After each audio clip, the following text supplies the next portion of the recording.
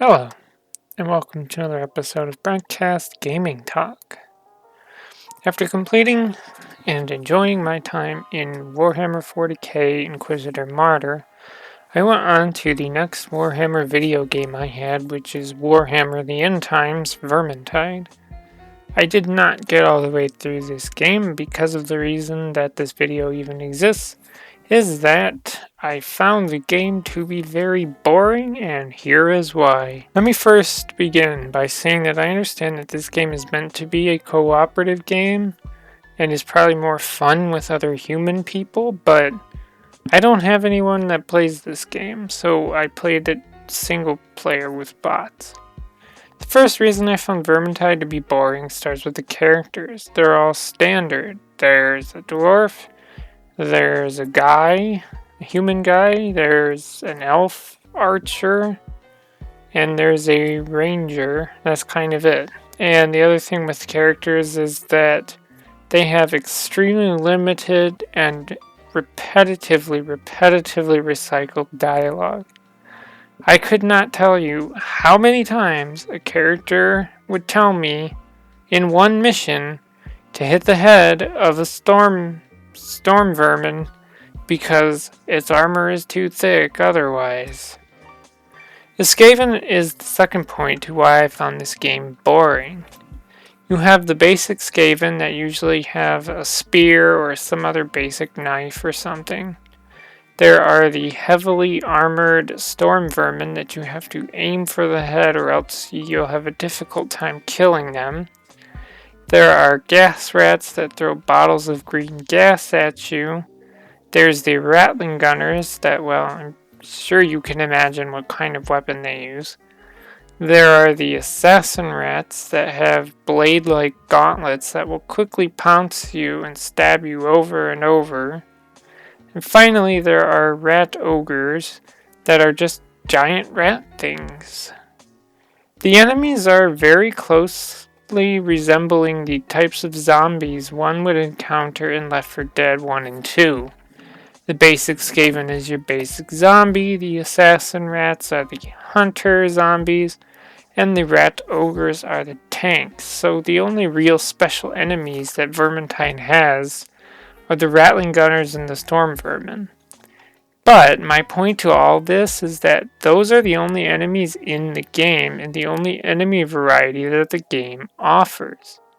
If they added the idea of slowly putting in special enemies the further you get through the missions, like the way that Dead Island did with special types of zombies, then the limited enemy variety wouldn't feel as bad, and it wouldn't feel as limited either. Like, say, in the first mission, you just have basic zombies. And then the second mission, you have basic zombies, but then you introduce the rattling gunners. And then maybe by the fourth or fifth mission, you introduce the assassin rats, and so on and so forth. The third reason I find this game boring is the mission variety. The mission variety just simply sucks. There's a mission where you have to go around a dock and collect 6 barrels of gunpowder, toss them in a ship, and then escape on said ship.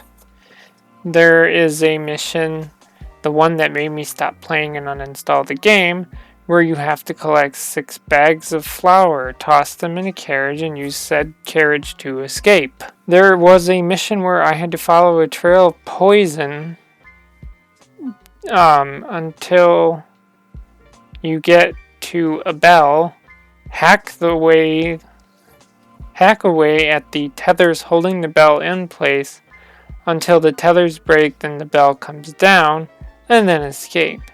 And the mission before that also involved doing the same thing to a bell in a tower. All the while, you're just cutting your way through Skaven without a care in the world. It's boring and repetitive. One thing I don't like is that when you're in between missions, you get this kind of dice roll that you can unlock new weapons for the 4 various characters. I typically use Sword and Shield guy, but rarely do I get a weapon for that character. I hate the randomized stuff, especially when you don't get stuff for the character you're playing as. Warhammer The End Times Vermintide isn't a bad game. It's very shallow, it's boring, and it's repetitive.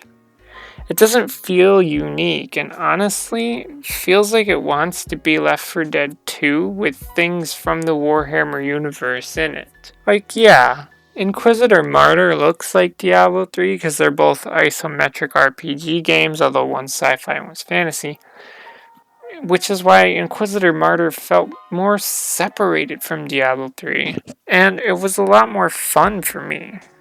I'll still give Vermintide 2 a chance, which will probably lead to a video on it.